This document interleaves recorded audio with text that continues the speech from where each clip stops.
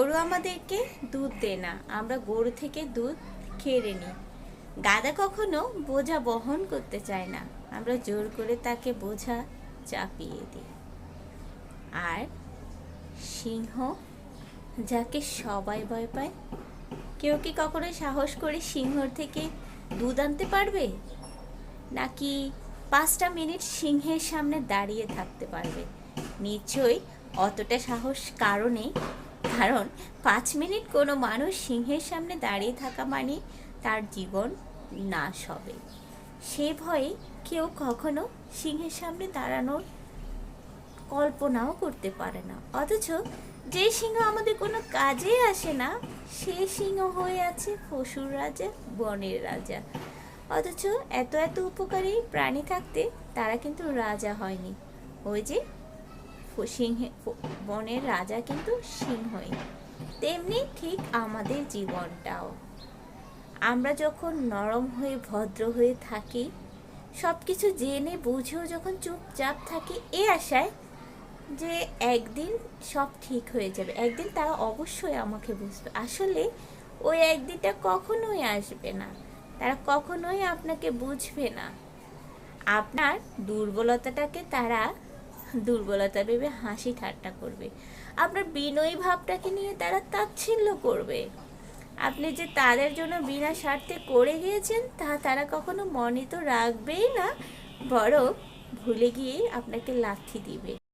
পরিবারে যে সন্তানটা সবচেয়ে সাদাসিধা ভোলাওয়ালা, সবার জন্য নিজের জীবনটা একদম উৎসর্গ করে দেয়, বাবা মাও কিন্তু ওই সন্তানকে অন্য চোখে দেখে। ঠকানোর বেলায় ওই সন্তানকে ঠকায়, কিন্তু আবদারের বেলায় ওই সন্তানের কাছে সবচেয়ে বেশি। সারাটা জীবন মা বাবা ভাই বোন সবার জন্য করার পরও ওই সন্তানই কিন্তু অবহেলিত হয়। ঠিক তেমনি বাবা মা হোক, পরিবার হোক, পরিবারের বাহিরে হোক, কিংবা বন্ধু বান্ধব, যে যত বেশি করবে, যে যত বেশি নরম প্রকৃতির হবে, যে যত বেশি আপনাকে ছাড় দিবে, যে যত বেশি আপনাকে বিনয়ী ভাব দেখাবে, তার সাথে তত বেশি আমরা খারাপটাই করব।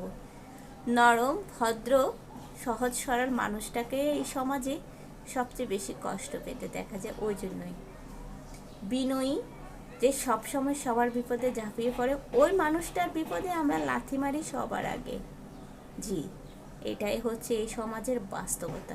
আপনি যত নরম হবেন, চারপাশ থেকে আপনাকে তত গরম সেক দিবে।